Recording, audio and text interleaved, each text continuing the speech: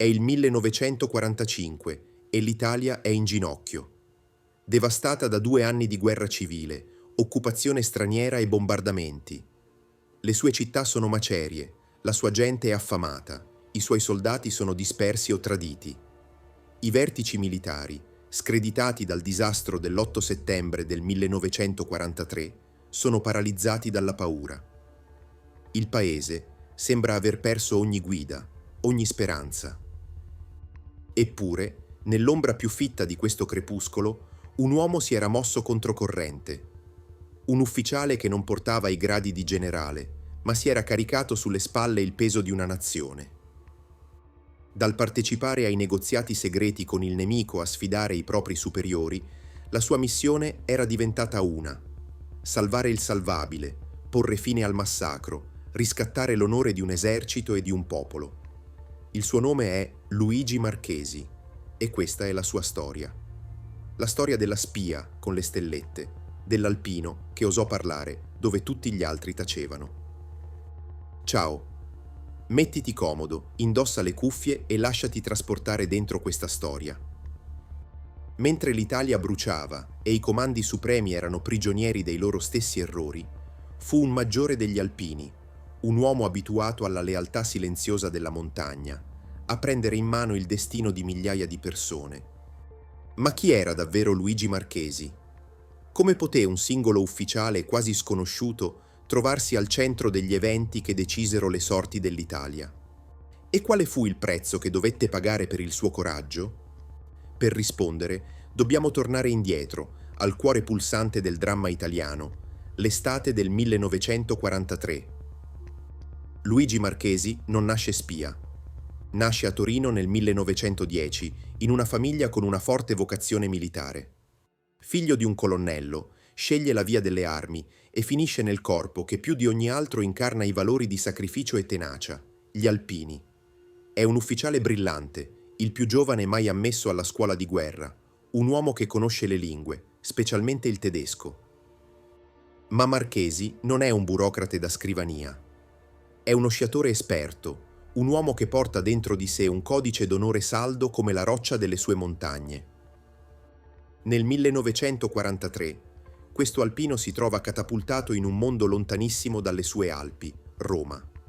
Con il grado di maggiore è l'aiutante di campo del generale Vittorio Ambrosio, da poco nominato capo di Stato Maggiore Generale.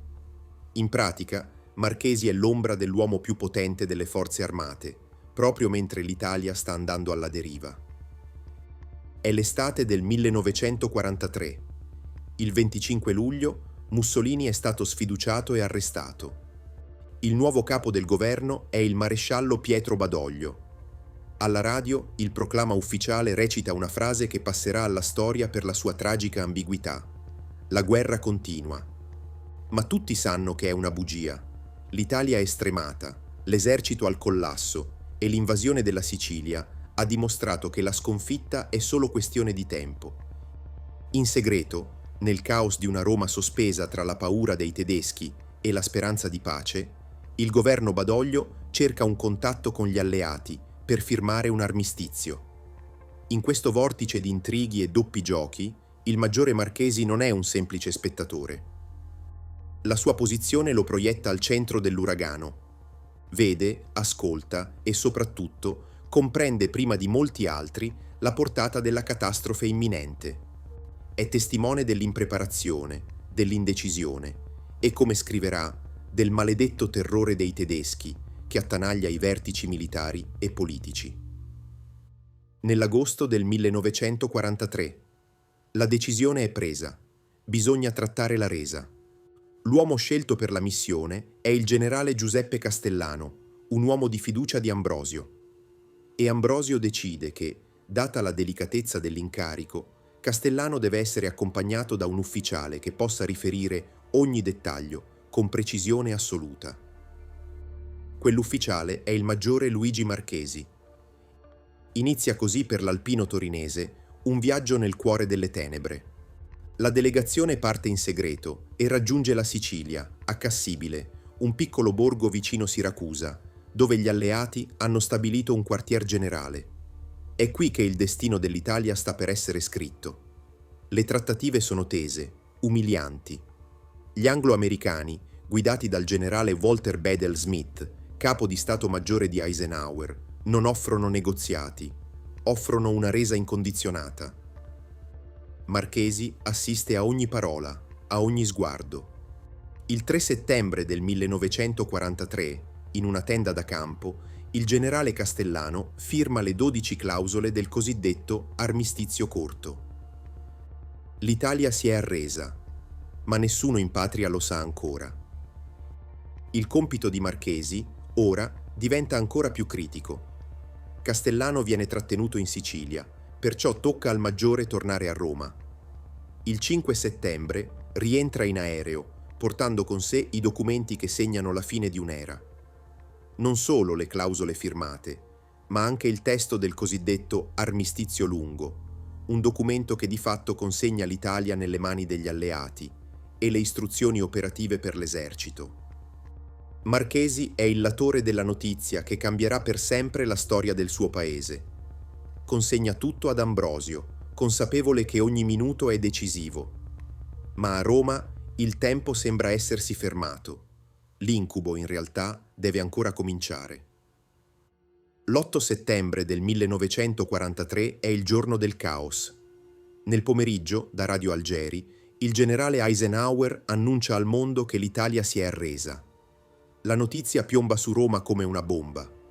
I tedeschi, che da tempo sospettavano il tradimento, attivano l'operazione Alarico per occupare militarmente la penisola. I comandi italiani sono nel panico. Badoglio e il re sono paralizzati. Nessun ordine chiaro viene diramato alle truppe, lasciando milioni di soldati allo sbaraglio. Quella sera, al Quirinale, viene convocato d'urgenza il Consiglio della Corona. Ci sono le più alte cariche dello Stato: il re Vittorio Emanuele III, Badoglio, i ministri e i vertici delle forze armate. Su richiesta specifica del suo capo, il generale Ambrosio, c'è anche il maggiore Luigi Marchesi, l'ufficiale di grado più basso in quella stanza, uno dei pochissimi ad aver seguito dall'inizio alla fine la vicenda dell'armistizio. L'atmosfera è spettrale. A prendere la parola è il generale Giacomo Carboni, responsabile della difesa di Roma. E le sue parole sono agghiaccianti. Propone di sconfessare l'armistizio, di diramare un comunicato in cui si nega tutto, dando la colpa a Badoglio, nel tentativo di rabbonire i tedeschi. In pratica, Carboni propone di tradire la parola data agli alleati, dopo aver già tradito quella data ai tedeschi. È un momento di sbandamento totale. Persino il generale Ambrosio sembra concordare, pur di non affrontare i tedeschi. I presenti, ipnotizzati dalla paura, sono sul punto di cedere. Il re tace. Badoglio tentenna. L'Italia è a un passo dalla perdita totale di ogni credibilità e onore. È in questo preciso istante che accade l'imprevedibile. Dal fondo della sala si leva una voce. Non è quella di un maresciallo o di un ministro. È la voce ferma e chiara del maggiore Luigi Marchesi. L'alpino, l'ufficiale subalterno che fino a quel momento era rimasto in silenzio, decide di aver visto e sentito abbastanza. Con un coraggio incredibile, prende la parola di fronte ai suoi superiori. Ricorda a tutti un dettaglio tanto semplice quanto devastante. Gli alleati non si sono fidati, hanno documentato tutto. Hanno le firme, i verbali e hanno persino filmato e fotografato la cerimonia della firma a Cassibile. Sconfessare l'armistizio, spiega Marchesi, non solo sarebbe inutile, ma getterebbe sull'Italia e sul suo esercito una macchia di infamia incancellabile. Significherebbe perdere per sempre l'onore. La reazione degli anglo-americani, avverte, sarebbe durissima. Il mondo intero vedrebbe gli italiani come un popolo di traditori. Con il suo intervento, Marchesi non fa appello alla tattica, ma a qualcosa di più profondo: il senso del dovere, l'onore militare, la dignità di una nazione. Il suo discorso, lucido e appassionato, rompe l'incantesimo della paura. Il re, colpito dal ragionamento di quel giovane ufficiale, si allontana per qualche minuto. Quando torna, la sua decisione è presa. La parola data sarà mantenuta. L'armistizio è confermato. L'intervento di Marchesi è stato cruciale. In quella notte buia, la voce di un maggiore degli alpini ha impedito che l'Italia sprofondasse nel disonore totale, salvando quel poco di credibilità che le sarebbe servita per risorgere. Mentre la macchina dello Stato va in pezzi, la decisione di confermare l'armistizio non è accompagnata da alcun piano. I tedeschi dilagano, Roma è indifendibile.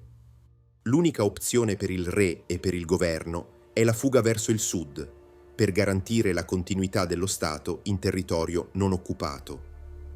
Nella notte tra l'8 e il 9 settembre inizia la precipitosa ritirata.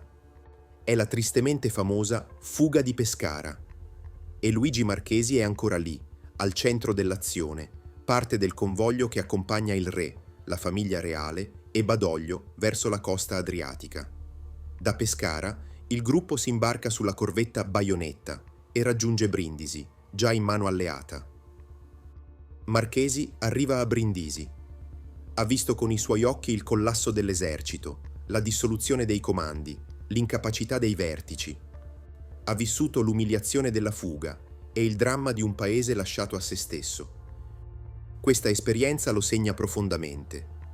Come dichiarerà 50 anni dopo, alla fine della guerra lascerà l'esercito, perché avevo visto e vissuto cose incredibili. Troppe. Perché ero deluso.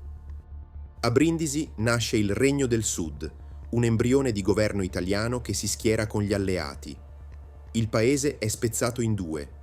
Inizia la co-belligeranza. Ma per Marchesi la fiducia nelle istituzioni che ha servito è irrimediabilmente incrinata. La sua missione non sarà più quella di combattere una guerra, ma di assicurarsi che la verità su quegli eventi non andasse perduta. La guerra finisce. Luigi Marchesi ha attraversato da protagonista gli anni più bui della storia d'Italia. È stato l'aiutante di campo al centro del potere nel giorno del crollo e la voce della coscienza che ha richiamato i suoi capi al senso dell'onore. Fedele alla sua natura, quando le luci della ribalta si accendono sui vincitori, lui sceglie di tornare nell'ombra. Come aveva promesso a se stesso, deluso da un mondo militare che aveva visto capace di eroismo, ma anche di incredibili bassezze, lascia l'esercito. Pubblica le sue memorie, tra cui il libro Come siamo arrivati a Brindisi, non per cercare gloria, ma per lasciare una testimonianza onesta e diretta di ciò che aveva vissuto. La sua è la storia di un eroe silenzioso, un uomo che, di fronte al caos, non si è chiesto cosa fosse più conveniente, ma cosa fosse giusto fare. La figura di Luigi Marchesi ci ricorda che a volte, nei momenti più drammatici, il destino di una nazione non è nelle mani dei grandi condottieri, ma nel coraggio di un singolo individuo che osa sfidare la corrente, armato solo del proprio senso del dovere. Un alpino che divenne testimone per non smettere mai di essere un soldato al servizio della verità. Se questa storia, di un eroe quasi dimenticato, ti ha appassionato, iscriviti al canale. Ci sono innumerevoli altri racconti di coraggio e sacrificio che attendono di essere scoperti e narrati. Alla prossima storia!